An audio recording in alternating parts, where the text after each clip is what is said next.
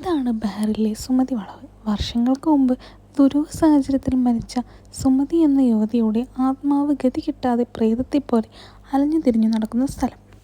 അങ്ങനെയൊക്കെ നമുക്ക് തോന്നും. ബട്ട് അതൊന്നുമല്ല സത്യം. ഏതോ ഒരു മലയാളിയുടെ ഭാവനയിൽ ഇട്ട പേരാണ് സുമതി വളവ്. ഈ പേര് കേൾക്കുമ്പോൾ പഴയ യക്ഷിക്കഥകളൊക്കെ നമുക്ക് ഓർമ്മ വരും. ഈ സ്ഥലത്ത് വരുമ്പോൾ ചെറിയൊരു പേടിയൊക്കെ തോന്നും. ഇവിടെ കൂടുതലും എല്ലാവരും രാത്രിയാണ് വരുന്നത്. പകൽ വരുന്നതിൽ കൂടുതലൊരു വൈബ് രാത്രി തന്നെയാണ്.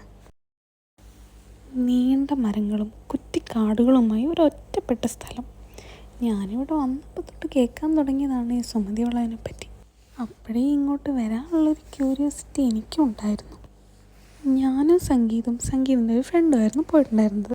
ഇറങ്ങി നടക്കാൻ എനിക്ക് ചെറിയൊരു പേടിയൊക്കെ ഉണ്ടായിരുന്നു. ഞാൻ ഡ്യൂട്ടി കഴിഞ്ഞിട്ടായിരുന്നു അങ്ങോട്ട് പോയിട്ടുണ്ടായിരുന്നത്. അതാണ് ഞാൻ യൂണിഫോമിലൊക്കെ